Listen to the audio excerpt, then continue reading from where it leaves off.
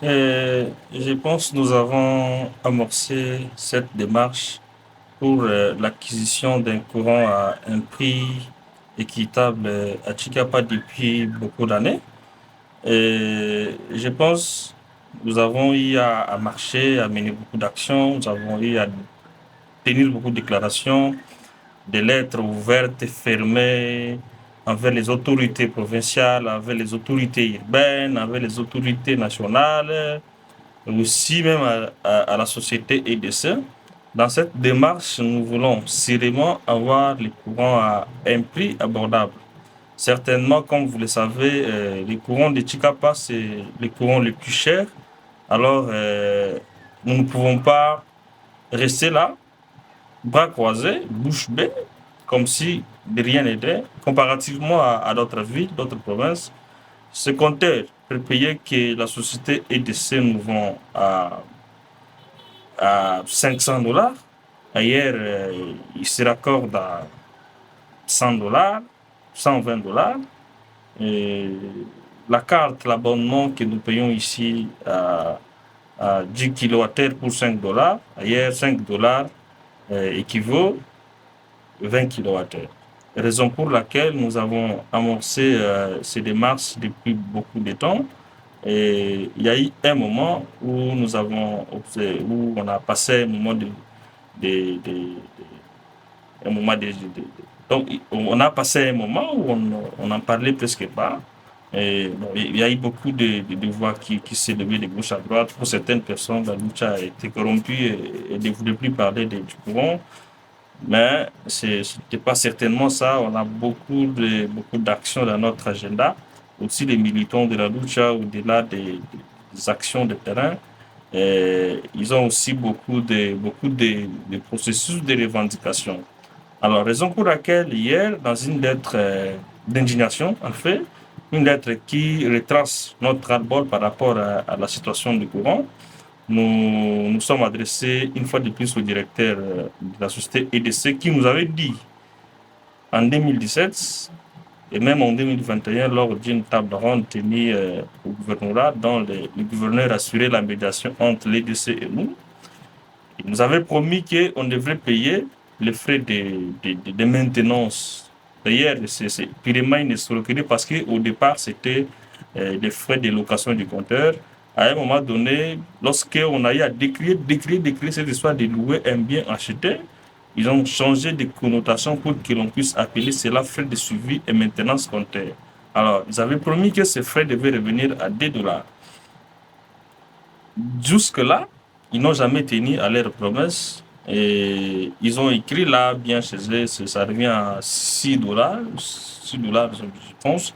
Et je ne sais pas au nom de quoi nous devons payer 6 $. Raison pour laquelle nous les avons appelés à l'ordre. Et dans notre lettre qui décrit en effet la malversation et l'escroquerie nous imposées par la société EDC, nous sommes également adressés aux autorités provinciales, notamment, notamment les gouverneurs de province. Nous avons un nouveau gouverneur qui arrive déjà. Je pense qu'il est passé par la présidence dans le secteur de l'électricité. Je pense qu'il a une expérience avérée quant à ça. Il connaît le déroulement du processus de raccordement. Non, il connaît quand même quelque chose à ce contour-là de l'électricité. Nous pensons qu'il va aussi s'impliquer d'une manière ou d'une autre pour que nous ayons un courant à un coût abordable.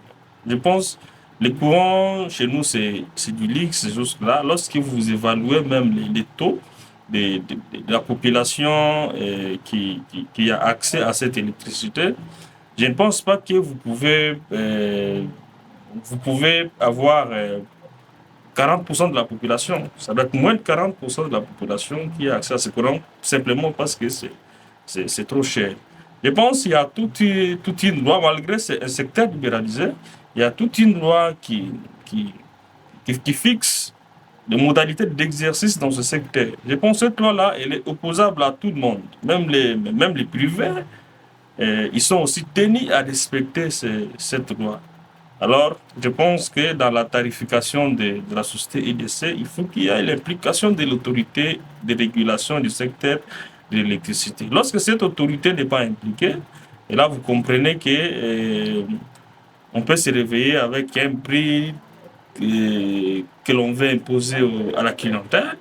Le lendemain, on peut changer comme on veut, sans pour autant même informer pourquoi on peut monter. Non, simplement parce que on est opérateur privé.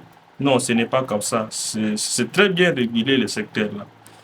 Alors, c'est ce qui a été, en peu de mots, l'objet de notre lettre ouverte que nous avons adressée à la société EDC une fois de plus pour exiger la baisse de la tarification de l'électricité dans la ville de Chikapa. Maintenant, avec cette démarche, vous projetez encore des démarches ou comment? Bon, à travers cette lettre, nous leur avons reformulé des recommandations. Alors, nous observons, nous avons dit que nous allons mener des actions de grande portée pour obtenir l'électricité à un coût raisonnable. Alors, aux autorités aussi de penser comment créer la concurrence sur les marchés. Créer la concurrence sur les marchés, c'est relancer les travaux des, des, des- des centrales voltaïques comme Anser le fait déjà. Et si nous avons déjà des barrages comme Bimbi aussi, si vous avez déjà un courant abondant sur le terrain, je pense que cela va créer une concurrence et sûrement on va payer l'électricité à un coût abordable. Alors, on n'a pas de réponse adéquate.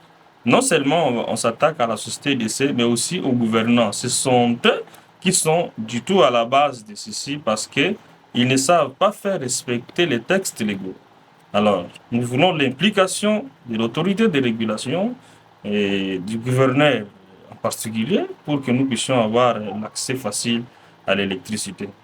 Déjà, c'est un signal fort. D'ailleurs, merci beaucoup à Honorable André Mouchon qui a aussi intériorisé cette question très vitale pour la population de Chikapa. Je pense que c'est déjà une très bonne chose pour lui. Je pense au niveau national, toutefois dans nos revendications, il peut porter nos voix à Kinshasa, à l'Assemblée nationale, comme il le fait déjà, c'est une bonne chose. Bon, comme tous, on est dans une cause commune, et tout ce que nous voulons, c'est l'accès à un courant à un prix raisonnable. Nous, nous, nous aimons ce qu'il est en train de faire, mais déjà, la collaboration de manière directe n'existe pas. Mais néanmoins, il s'inspire en effet de la lutte qu'a déjà menée la Lucha et les autres acteurs de la société civile pour réclamer la baisse du courant. Mais tout ce que moi je peux demander à l'honorable André Mouchon est que nous puissions fédérer toutes nos forces pour qu'ensemble nous puissions voir dans les mesures du possible comment trouver solution quant à ça. Maintenant, je ne sais pas votre dernier mot et surtout à ce qui concerne les décès. Est-ce que la population peut aussi compter sur la société, pas la société, sur la structure Lucha? La population, c'est elle consommatrice. Moi-même, je suis population, je suis citoyen tchikapien, kassayan. Je consomme l'électricité de l'EDC. J'ai trouvé que le courant est trop cher et je cherche par tous les moyens comment je peux me, me, me, me faire sortir de cette prison. C'est que c'est une lutte que la population doit s'approprier. La population est appelée à s'approprier cette lutte. Alors, lorsque nous revendiquons, il y a certaines personnes qui nous prennent pour des personnes en quête de positionnement, des personnes instrumentalisées, des personnes en quête d'argent, je ne sais pas moi. Il y a beaucoup de qualifications, mais il y en a certainement qui comprennent que c'est une lutte noble et qui nous accompagne dans cette lutte. Je pense que dans les jours à venir, nous allons organiser des manifestations de grande envergure. Nous voulons voir la participation massive de toute la population, les qui consomment les courants très cher de la société EDC.